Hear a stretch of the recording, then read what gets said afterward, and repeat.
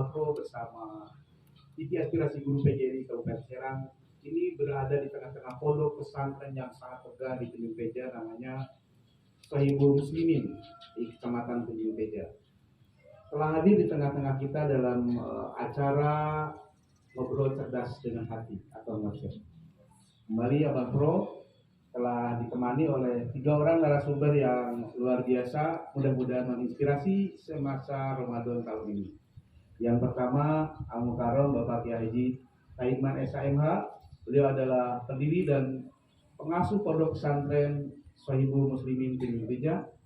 Kemudian Bapak Asep Awaludin, beliau adalah ketua cabang PGRI Kecamatan Tanjung Peja, dan yang paling dekat dengan saya ini Pak Udi, ini Kepala SD Negeri Tanjung Peja 2. Assalamualaikum warahmatullahi wabarakatuh. Waalaikumsalam warahmatullahi wabarakatuh. Mudah-mudahan yang sedang kurang sehat tambah sehat dengan obrolan ini, yang sudah sakit cepat sembuh, dan kita yang sedang sehat tambah fit, karena dengan sehat kita akan bisa produktif dan menginspirasi. Kali ini mohon izin saya ingin memulai dengan obrolan dengan Pak Kiai ini. Pak Kiai, sejak kapan sih pondok pesantren Sohibul Muslimin ini berdiri dan apa yang melatar belakangi pendirian pesantren ini, Pak Kiai? Ya, terima kasih. Assalamualaikum warahmatullahi wabarakatuh.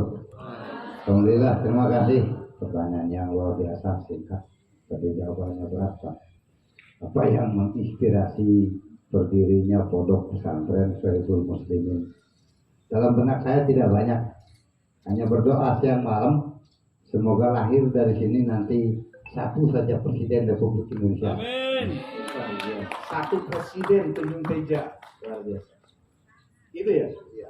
Tahun berapa ini digagas nih Pak? Kita gagasnya akhir 2016, 2017 mulai dibangun. 2019 itu kita mulai buka pesantren modern. Modern di sini adalah sebuah pesantren kolaborasi antara Salafi, di mana fokus kepada kitab dan ada sekolahnya, jadi mondok sambil sekolah, itulah mondok kita. Dan 3 keunggulan kita di sini adalah, yang pertama adalah kita berharap santri kita itu menjadi muhafidz, hafidz dan hafizah Al-Quran. Insya Allah. Kita berharap juga ini nanti santri kita ini setelah jadi orang, nanti 5 tahun 10 tahun yang akan datang, mereka jadi bupati, gubernur, menteri, presiden, itu jadi presiden yang hafal Quran. Yang kedua adalah kita berharap bahwa anak-anak didik kita ini adalah pintar bahasa, terutama bahasa yang kita kembangkannya adalah bahasa Inggris dan bahasa Arab. Yang ketiga, kita ada metode, di mana metode belajar dari Jepara, metode Ampilati, cara cepat membaca kitab kuning. Nah, tidak perlu kita hafal kitab kuning, cukup kita baca dan apa. Insya Allah. Terima kasih Pak Panelis. Nah. 2 ya, baru 2. Yang ketiga apa itu? Keunggulan yang ketiga. Keunggulan kita adalah sebuah konsep pesantren yang mengedepankan adalah wisata edukasi. Wisata. Jadi yang ke-1 tadi adalah boarding school, di mana generasi Rabani diciptakan berbekal pengetahuan kekinian. Keunggulannya bahasa Inggris dan bahasa Indonesia untuk mempresentasikan, mendakwahkan kajian-kajian kitab selama ini dikaji di pondok yang seperti biasa. Tapi di sini dikemas dalam bentuk modern karena para santri tinggal di sini dan dibekali juga ilmu pengetahuan. Di sini disediakan sekolah-sekolah ya Pak Haji ya? Sekolah ada. Ada apa saja sekolah yang ada SMP, kita SMP Islam Sohibul Muslimin. Ada Islam. Ya, ada madrasah sanawiyah. Ada madrasah sanawiyah dan SMK Sohibul Muslimin. SMK. Jadi ada SMP, ada sanawiyah, ada SMK. SMK ini sangat relevan dengan tren kebijakan pemerintah, di mana akan mendorong wajib belajar 12 tahun. Pak Kiai sudah menyiapkan luar biasa. Amin. Tahan dulu nih, sebelum Pak Kiai pasti banyak cerita, tapi saya ingin dengan suara dari Pak Ketua Cabang PGRI Kecamatan Tunjung Teja, Pak Asep. Ini konten apa saja selama Ramadan dari Kecamatan Tunjung Teja ini dalam kegiatan peliputan, publikasi karya-karya terbaik peserta didik dan pendidik kita Tunjung Teja. Silakan Pak Asep. Alhamdulillah, untuk di Kecamatan Tunjung Teja ini, untuk hari ini kita ada 7 konten.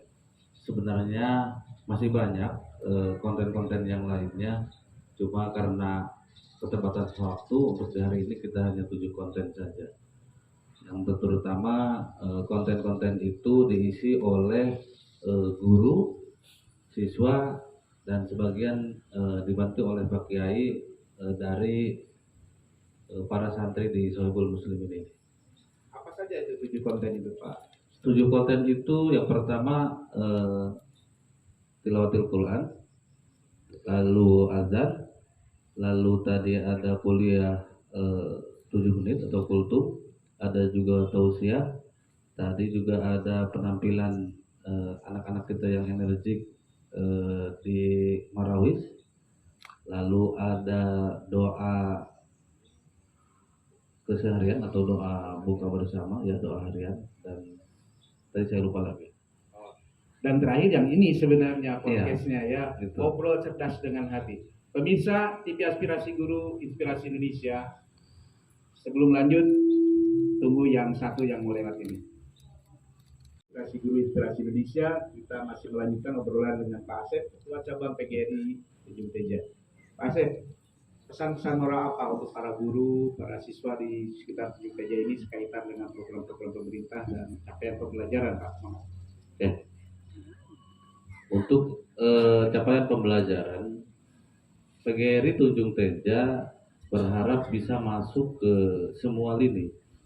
Karena anggapan selama ini adalah PGRI itu adalah untuk guru SD.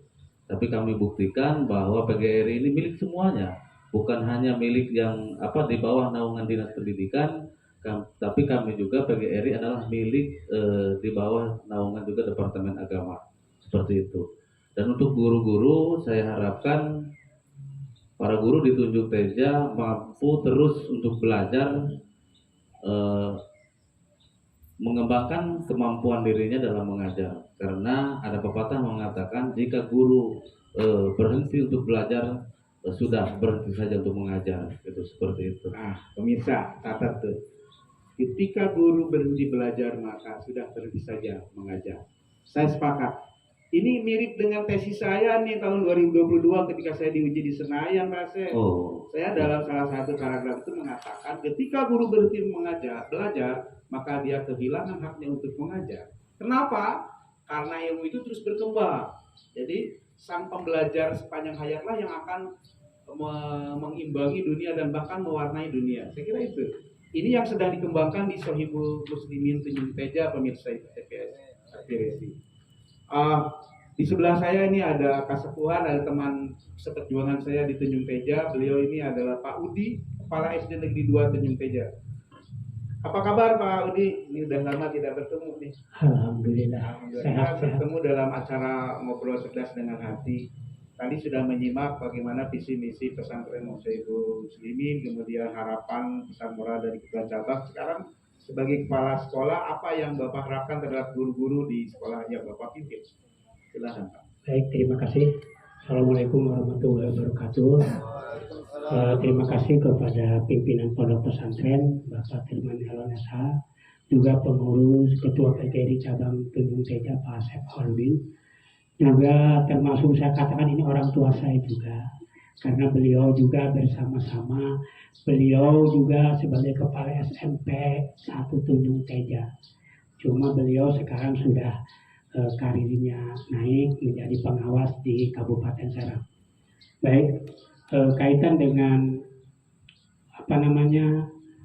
untuk mengajak kepada rekan-rekan guru di Kecamatan Tunjung Teja, saya mengajak dan terus mengajak agar teman-teman baik itu para KUPT di Kecamatan Tunjung Teja yang sebagian juga adalah sebagai pengurus PGRI Kemudian saya memberikan motivasi untuk selalu ikut untuk kegiatan-kegiatan di mana kegiatan itu sendiri baik melalui workshop, kemudian melalui Zoom meeting juga, itu saya mendorong agar teman-teman jangan diam, jangan pasif, sepanjang untuk mencari ilmu dari manapun ya kita terus dan terus sehingga kita keberhasilan kita ke depan ini betul-betul bisa diharapkan. Baik pemirsa, demikian ya seiring sejalan ya dengan prinsip tadi, Pak Udi sebagai kepala SD mendorong semua guru. Sebenarnya apa sih keuntungannya nanti dari guru penggerak itu? Kira-kira Bapak bisa menjelaskan, Pak?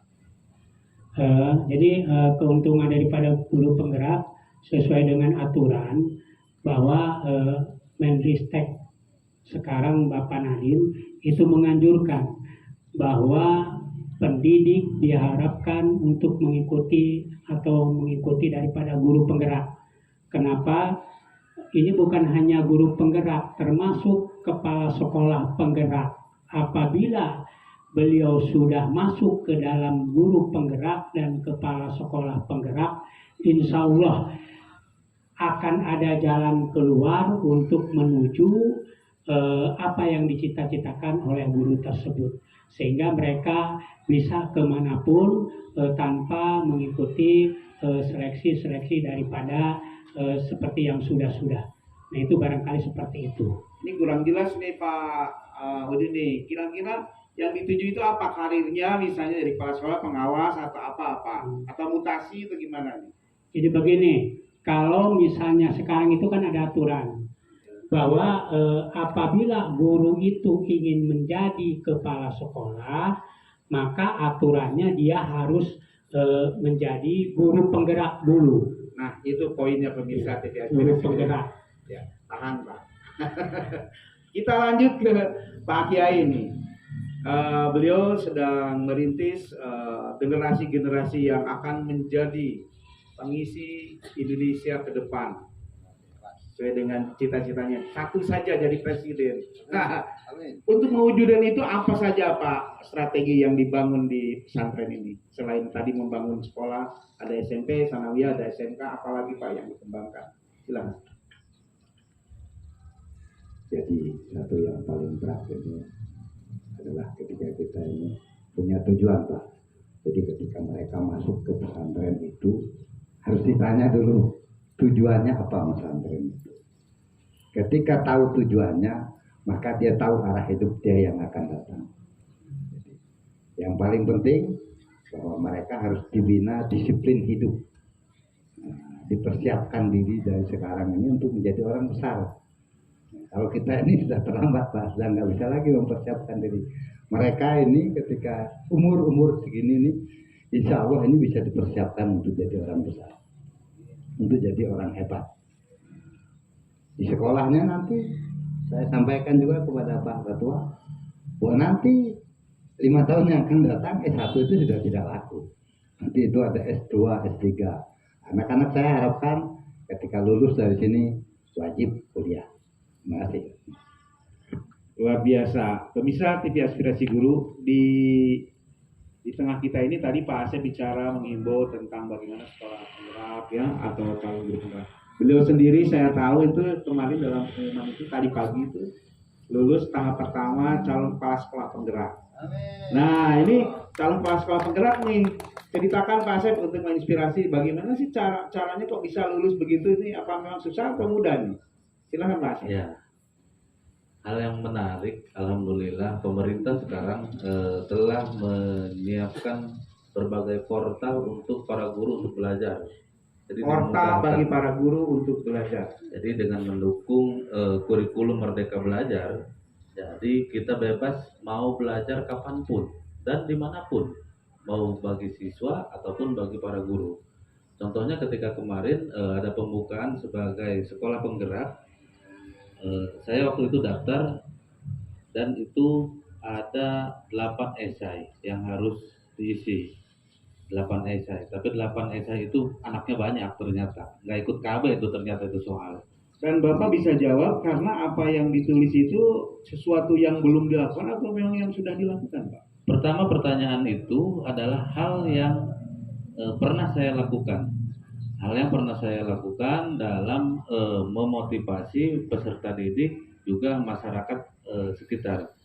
Itu hal yang pertama. Hal yang kedua, pertanyaan juga tentang apa cita-cita saya atau motivasi saya ke depannya itu mengenai pendidikan tersebut gitu, seperti itu.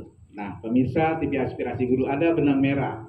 Tadi Pak Kiai menyiapkan generasi Rabani masa depan calon presiden RI nomor 1. Pertama yang dilakukan adalah menanyakan ijab kabul, apa cita-cita hidupmu, apa cita-citamu nak mondok di sini, kan itu. Berita acara itu lalu dikukuhkan menjadi kekuatan niat untuk belajar seoptimal mungkin, seperti itu. Pak Asep ini calon kepala sekolah penggerak, padahal beliau ini bukan kepala sekolah di SD penggerak karena belum ada di Kabupaten Serang. Baru dilatih calon kepala sekolahnya, lalu kemudian dilatih calon gurunya, nanti ditetapkan oleh Dinas Pendidikan sekolah penggeraknya di mana. Semoga lulus Pak Asep. Nah, jadi apa yang dilakukan adalah apa sebenarnya yang sudah dilakukan selama ini? Berarti best practice, pengalaman terbaik dibagikan.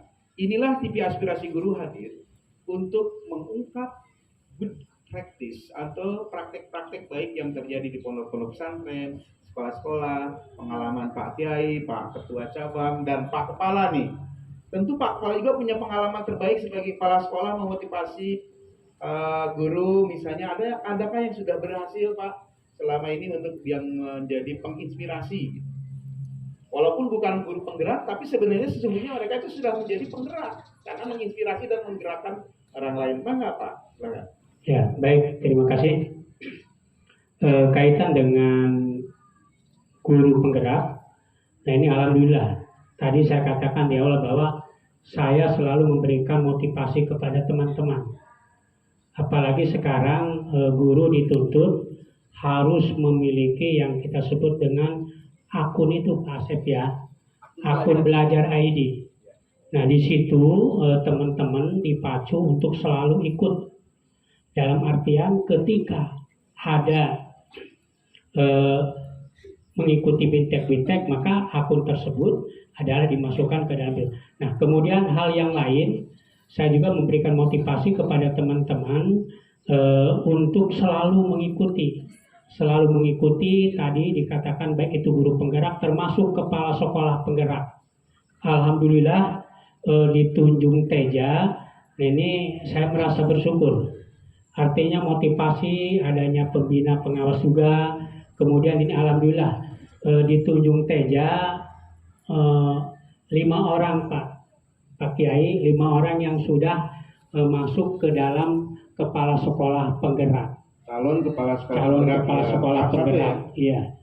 Di tahap 1 mereka akan melaju ke tahap 2. Nanti informasi yang dapat saya sampaikan itu tanggal 7 sampai tanggal 9 Pak Asep. Ya. Tanggal 7 sampai tanggal 9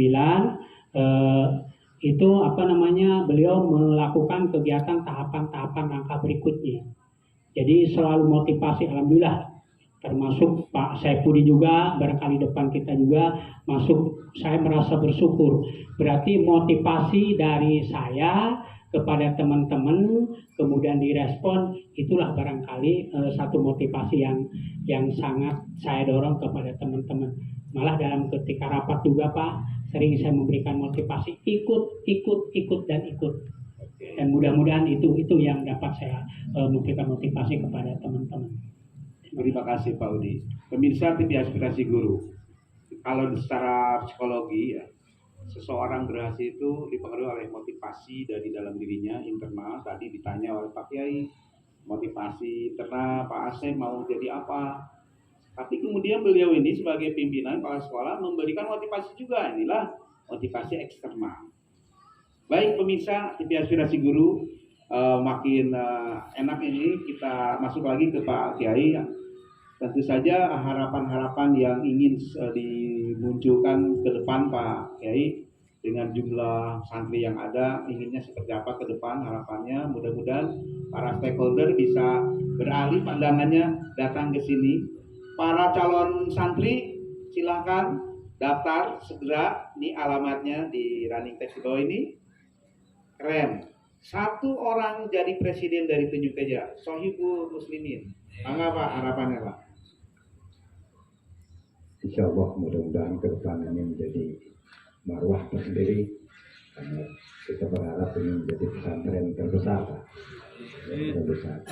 Kita sudah mempersiapkan lahannya, itu nanti yang plottingnya 25 hektar. Lahan 25 hektar disiapkan. Yang ada sekarang Yang ada sekarang yang sudah siap bangun itu 7 hektar. 7 hektar, baru 7 hektar pemirsa, 7 hektar. Kita alhamdulillah kita punya lapangan bola Pak skala internasional. Nah, kita punya gedung pertemuan, insya Allah kan kita majukan lagi dan ke depan ini mudah-mudahan akan melahirkan generasi-generasi terbaik Pak. Amin. Harapan kita juga tidak berhenti sampai di sini. Itu bekerja sama dengan PGRI. Semoga bisa terwujud mimpi kita untuk mendirikan perguruan tinggi di Tunjung Teja. Terima kasih. Perguruan tinggi di Tunjung Teja, bukan sekarang usai 20 hektar sudah siap. Ayo para cendekiawan datang ke Tunjung Teja. Ini alamatnya. Terlebih dahulu sekolahkan dulu di sini. SMP-nya ada, MTS-nya ada, SMK. Apa itu jurusannya Pak Kiai itu SMK yang sudah dibuka itu? Multimedia atau apa? Multimedia, jurusan pertanian dan informatika. Pertanian dan informatika ini kekinian banget, sesuai dengan menterinya Mas Nadiem yang teknologi banget ya. Baik, Pak Asep, harapan-harapan apa ke depan untuk teman-teman pengurus PGRI dan anggota-anggota PGRI kaitannya dengan kemajuan pendidikan di Tunjung Teja dan khususnya di Kabupaten Serang umumnya Pak. Silakan Pak. Siap. Harapan kami pengurus untuk seluruh anggota dan bagi anggota yang ada di Kabupaten Serang, intinya bahwa kita guru harus mampu dan mau melek teknologi. Karena Guru harus melek teknologi. karena kalau mampu tapi tanpa kemauan juga percuma gitu. Menurut saya. Jadi kalau ada kemauan, insya Allah kita punya kemampuan untuk hal itu. Itu yang pertama. Yang kedua adalah kita harus sering-sering ngobrol seperti ini tentang bagaimana caranya mendidik anak kita yang notabene anak-anak kita sekarang sudah melek teknologi bahkan lebih dulu dari kita gitu.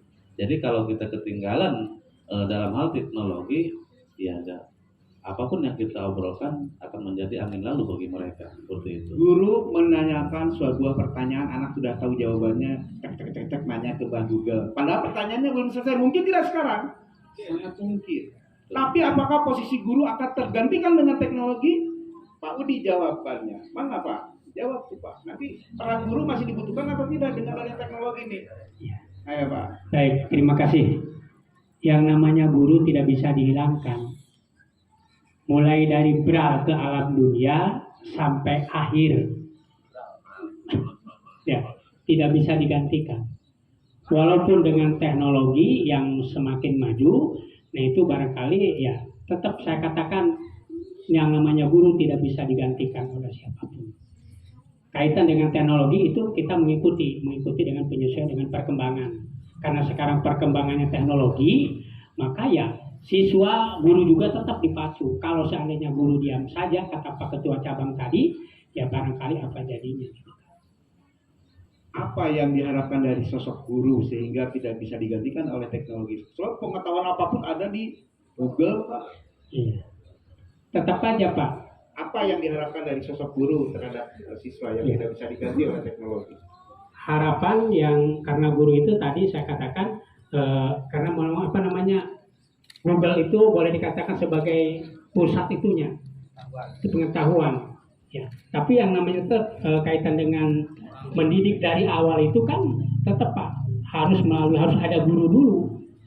Contoh misalnya dari PAUD atau dari TK mau sekolah, jelas anak dalam kurun waktu sekian hari ataupun bulan, jelas guru di situ dituntut untuk bersama-sama dengan membimbing anak-anak. Ya itu seperti itu. Ya. Terima kasih. Pemirsa TV Aspirasi Guru, obrolan kita ini sudah semakin seru, tetapi kita akan batasi sampai di sini dulu supaya nanti berlanjut ke sesi berikutnya yang di kegiatan lain, karena sebentar lagi kita akan menghadapi buka puasa bersama. Ya. Demikian tadi TV Aspirasi Guru Inspirasi Indonesia, kita sudah ngobrol dengan beberapa narasumber yang luar biasa, tapi intinya satu. Dunia ini boleh hebat dengan teknologi, ya, tetapi tetap peran seorang guru itu akan diperlukan sosoknya sebagai penguat niat untuk belajar, memberi contoh, suri teladan, pengontrol budi pekerti. Karena agama akan sangat efektif melalui pemodelan, suri teladan, gurulah adanya. Kalau teknologi nggak bisa ngasih contoh, itu tidak. Nah inilah. Di sini di Pondok Pesantren Sohibul Muslimin Tunjung Teja ada semua. Teknologi, ada SMK, dan ke depan sudah disiapkan 25 hektar untuk pengembangan perguruan tinggi. Semoga harapan-harapan beliau di bulan suci Ramadan tahun 1443 ini terkabul dan dimudahkan oleh Allah Subhanahu wa taala. TV Aspirasi Guru Inspirasi Indonesia hadir untuk mempublikasikan niat baik, praktek-praktek baik dari para guru, kepala sekolah, pengelola pondok pesantren untuk kemaslahatan dunia. Islam harus mewarnai Indonesia dan bahkan dunia. Demikian, semoga obrolan kali ini memberikan inspirasi dan menginspirasi semua untuk membangun pendidikan sesuai dengan cita-cita bersama. Billahi taufiq wal hidayah wa bikum. Wassalamualaikum warahmatullahi wabarakatuh.